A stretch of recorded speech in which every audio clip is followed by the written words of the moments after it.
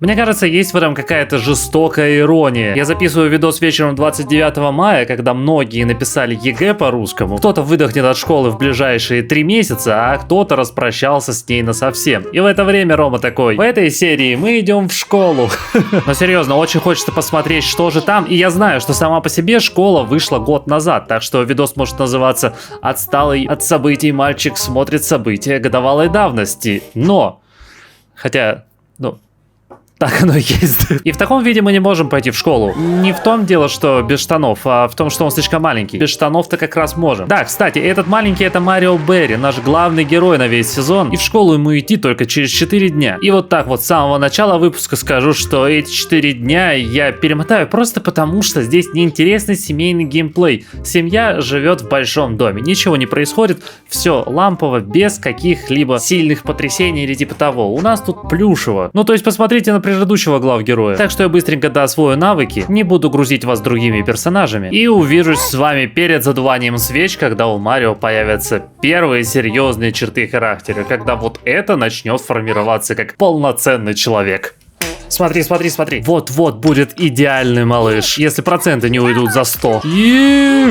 5 уровней во всех навыках. Ну, кроме горшка, тут 3. Но вы поняли, у нас есть идеальный малыш. И я понимаю, что ночь на носу и все такое. Не-не-не-не-не-не. Мы делаем торт и сейчас заканчиваем эти мучения. Потому что, честное слово, я по сюжету и думал, что это будет очень семейно. У нас тут ребятки начнут отсюда ходить в школу. Ну нахрен, я больше не хочу играть большой семьей. Давайте сделаем так. После днюхи сыграет роль то, что Британи у нас музыкант, с которой Фрэнк познакомился в Нью-Йорке, потому что группа Британи находится в Нью-Йорке. Но перед тем, как это дальше раскрутить, давайте все-таки днюху проведем. Кто там? Марио не спит, остальные... Блин, но остальным я навыки так не успел прокачать, конечно. Но это не самые важные герои для сезона. И честное слово, играть большой семьей в таком большом доме, это прям страдание. Кстати, вы рассказывали то, что с нашим музеем семьи вот этот произошедший баг можно поправить, и это ох как рисково. У нас, смотри, если я ставлю урну, она просто исчезает. Вы сказали мне, что это чисто косметический эффект, и урна появится, если я ее поставлю. Но сначала я все-таки сохранюсь, потому что у меня нет второго шанса. Если урна в принципе пропадет, то мы потеряем предков. Согласись, наверное, довольно обидно внезапно потерять тело дедушки. Я поставлю только одну урну сначала, потому что если мы это потеряем, то это вообще убийство. И...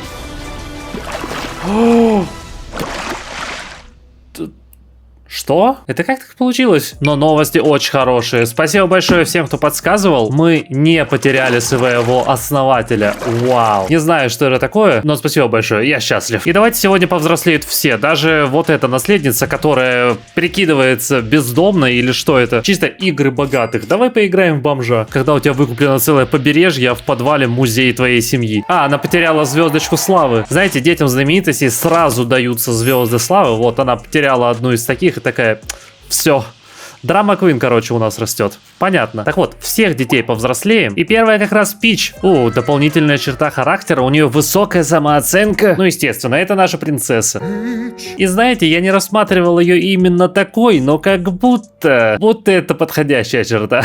Лама с драмой. И да, неплохой бонус. Она будет быстрее выстраивать дружеские отношения. Собственно, учитывая, что это фактически принцесса Диана внутри нашей семьи, наверное, пускай будет. Она добрая. И что-то подросток не может быть снобом. Хотя я думал, что, наверное, это будет подходить очень даже неплохо. Но окей, пускай будет самоуверенная, раз у нее очень высокая самооценка. И ее внешкой я займусь чуть позже. Следующий. Дейл. Дейл — это средний брат. И мне кажется, будет здорово, если этот средний брат будет за творчество. Ну и, собственно, его первая черта характера — это творец. Да, кстати, напомню, что за Дейла фактически играете вы. И я почитал кучу комментов о том, как именно вы его видите. И в целом вайб такой, что это классический средний брат. Родители то отдают все внимание Марио, то есть младшему, либо полностью уделяют время воспитания принцессы, собственно, Пич Берри. Дейл, ах, черт, жаль, я не успел показать. Когда был малышом, получил черту «любит ломать вещи». То есть это такой творческий изгой. Нормальный, но все равно немного недогляденный. Есть такое слово, да? Если нет, я придумал. Пользуйтесь. И остался младший, Марио, который смотрит на родителей, добившихся очень многого. Он и сам хочет браться за одно, за другое. Беда в том, что Марио видит только вершину айсберга. Он хочет всего и сразу, быстро бросая вещи, которые не дают мгновенный результат. Младенцем он был легкомысленным, а первой чертой ребенка получает лежебоку. Но то, что он не пробивает пробивной, не сконцентрированный, не значит, что он не амбициозный. Так что это за такая цель? Навыки, ух. И тут какие-то странные цели.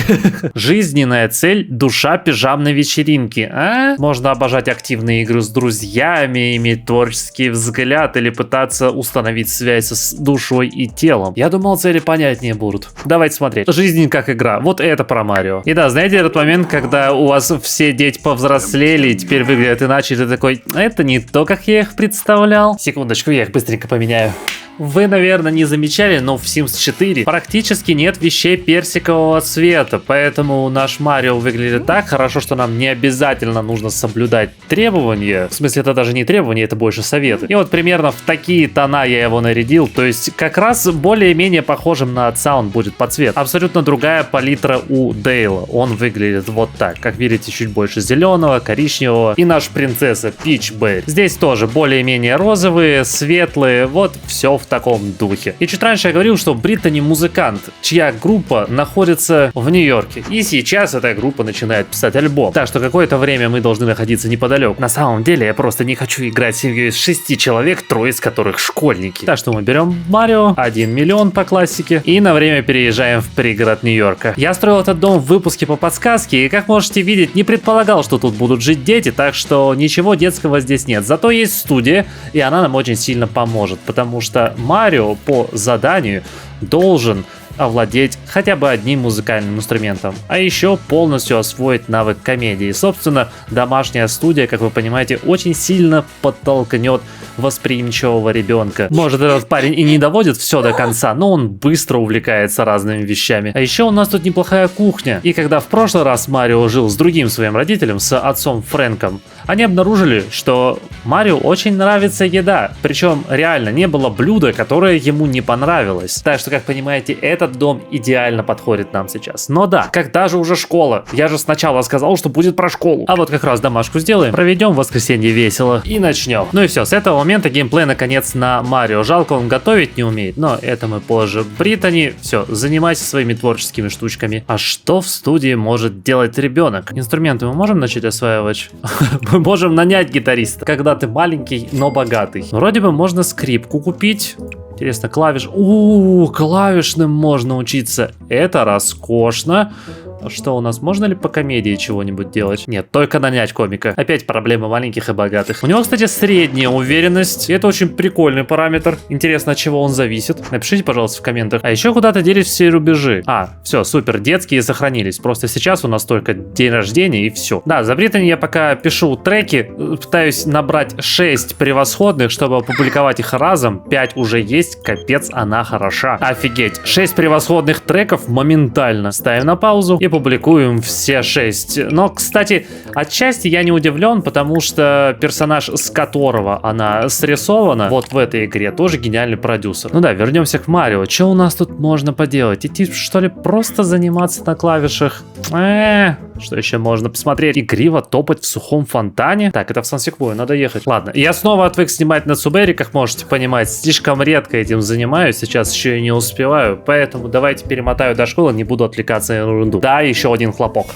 Я обнаружил вещь, которая будет мешать нам играть за нашего Марио, мне кажется, всю его жизнь. Дело в том, что он лежебока. Да, это небольшая раскладушка вдоль стены. У отца и матери немного различаются подходы к воспитанию. Фрэнки весь дом посвятил Марио, когда уезжал с ним. Британи занята чисто музыкой. Так вот, вещь, которая будет нам мешать, это то, что он лежебока. Дело в том, что любые физические нагрузки, уборка по дому, вообще все его напрягает. Ему постоянно хочется лежать, спать, вздремнуть. Он быстрее устает, его бодрость медленнее накапливается и быстрее тратится. Вот это супер активный персонаж у нас будет, конечно. С другой стороны, у него теперь большая уверенность. Я немного разобрался с этой механикой в тот единственный выходной. Британи просто хвалила его за то, что он, допустим, моет посуду или делает домашние задания сам, и все в таком духе.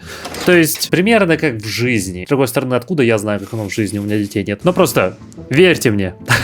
Школа, все. Да, первый день он отправится сам. Честное слово, Британи его любит. Просто надо делать дела. Иди в школу. Я надеюсь, он не пойдет пешком туда, в Нью-Йорк. Стоп, подожди, а что... Эй, окей, да, усердно учиться. Я хотел в Коппердейл. Как попасть в Коппердейл? Надеюсь, вы знаете как. Я просто в телеге у вас спрошу, ссылка на телегу в описании. Мы там постоянно на связи. Надеюсь, вы ответите. И...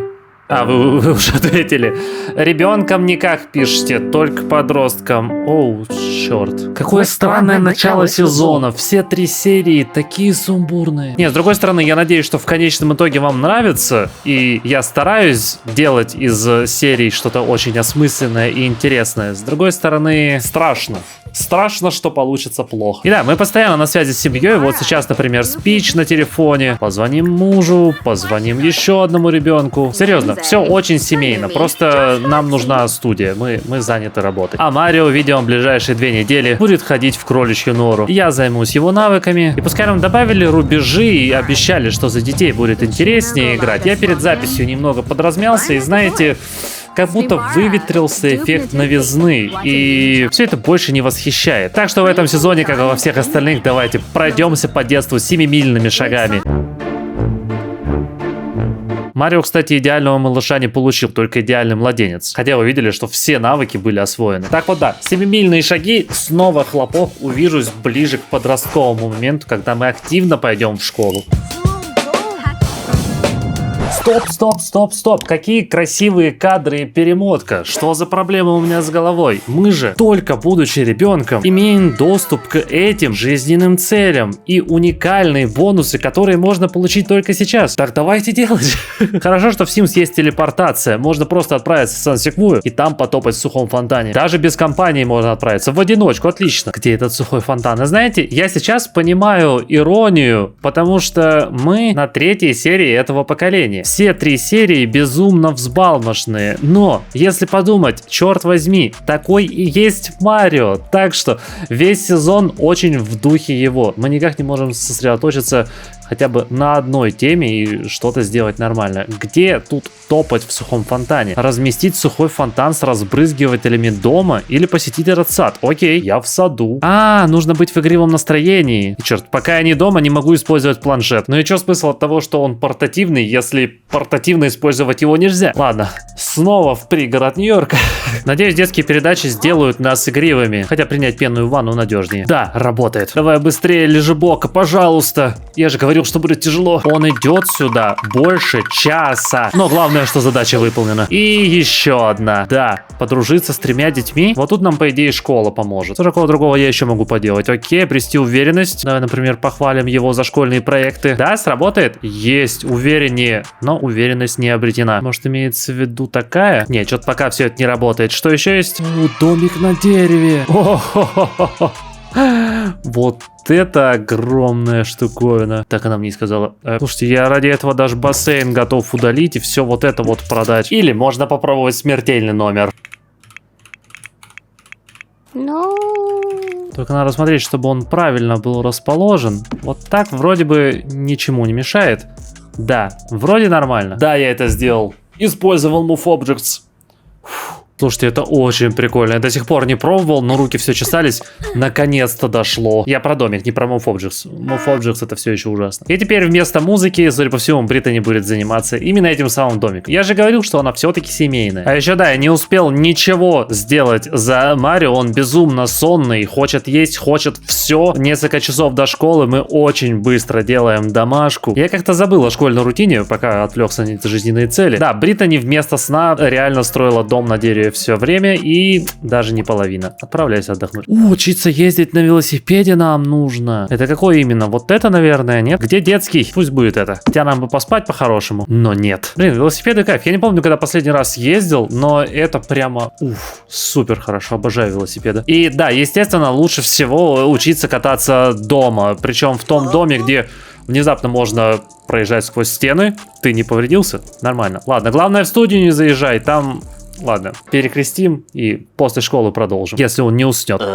И да, после школы ему вообще не до велосипеда. У человека просто нет энергии. Зато Марио теперь хорошист и, в принципе, прекрасно проводит время. Потому что, еще раз, жизненные цели постепенно выполняются по школе. Все хорошо, весело. Домик на дереве будет готов сегодня, скорее всего. Британи, работай, солнце еще высоко. По строительству, кстати, напоминает ракетостроение в целом. Потому что ты тоже садишься за какой-то проект, который в 2-3 этапа. папа на пару дней работы. Напоминает ракету, нет? И вот почему мне нравится играть за одного ребенка, потому что все успеваешь. Вот как я говорю, все прекрасно. Фрэнки, кстати, приезжает регулярно, ровно как иногда привозит Пич, иногда привозит Дейла, так что вы не думайте, что семья разваливается или, в принципе, ребята разбежались. Нет, все прекрасно, все очень хорошо. И еще и дом на дереве готов. Вообще восхитительное детство. Но давайте сначала с велосипедом закончим. Я так понимаю, нужен вот этот, для детей. Я в прошлый раз использовал первый попавшийся, но на нем была веселая корзинка. Я думал, что это достаточно по-детски. Оказалось, что не подходит. Да, мы все еще учимся кататься в доме. Ну слушайте, 5-й уровень моторики. Когда уже выполнится эта задача? Я не тот велосипед, что использую. Скажите, какой надо? Я пока займусь другими вещами и другими задачами. И знаете, вот говорил, что за детей все равно не очень интересно играть. И как будто вот именно эти жизненные цели сделали все немножко поживее. Кто не ушел? Согласитесь, ведь прикольнее. И да, обычными вещами типа вот убирать посуду, всячески, короче говоря, развивать его черты характера. Вот эти вот бонусные, этим я тоже занимаюсь, как всегда, манеры и ответственность качаю. Это поможет потом в жизни очень сильно. Мы будем моментально со всеми дружить, во-первых. Во-вторых, у нас постоянно будет выполнено наше ежедневное рабочее задание. Не нужно будет отвлекаться на это постоянно. Собственно, все то, что я уже показывал раньше, так что я на этом не останавливаюсь. А вот это вот, играть понарошку, играть в сказочный замок. Вот это что-то новенькое, поэтому это мы смотрим. Прикольно. У вас был у кого-нибудь хотя бы похожий на такой домик, нет? Просто я даже не представляю, как это. Я по деревьям только лазил, без домиков. А тут, смотрите, скамейка, стол. Чел творчество прокачивает. И да, все выполнено. Смотреть на звезды. Отлично, это мы вечером дождемся. А еще дальше будем заниматься социальной стороной вопроса, потому что там браслетики дружбы, спальные вечеринки и все-все. Если вам мало контента, то есть вот такой вот плейлист. Честно, здесь до дна вы вряд ли когда-нибудь дойдете. Все то же самое продублировано на Бусти. Это была спонсорка YouTube. На Бусти это же самое еще и под тегами. Ссылки на всю эту красоту в описании. Очень надеюсь на вашу поддержку. Она сейчас пипец как сильно поможет. А я, мне кажется, очень затянул серию. И опять же, я понял, что надо делать. Все супер, я вспомнил, как делается на Soulberry. Давайте следующим выпуском, если здесь будет 3000 лайков, то будет на Soulberry. Если нет, то на Soulberry выйдет через один выпуск, а между ними будет, скорее всего, Майнкрафт или Rising Star. Кстати, этот дом основан на квартире из Rising Star, так что посмотри, вдруг тебе понравится. А вас, ребят, которые поддерживают просто любовь, очень-очень сильно сейчас помогаете, даже не представляете как.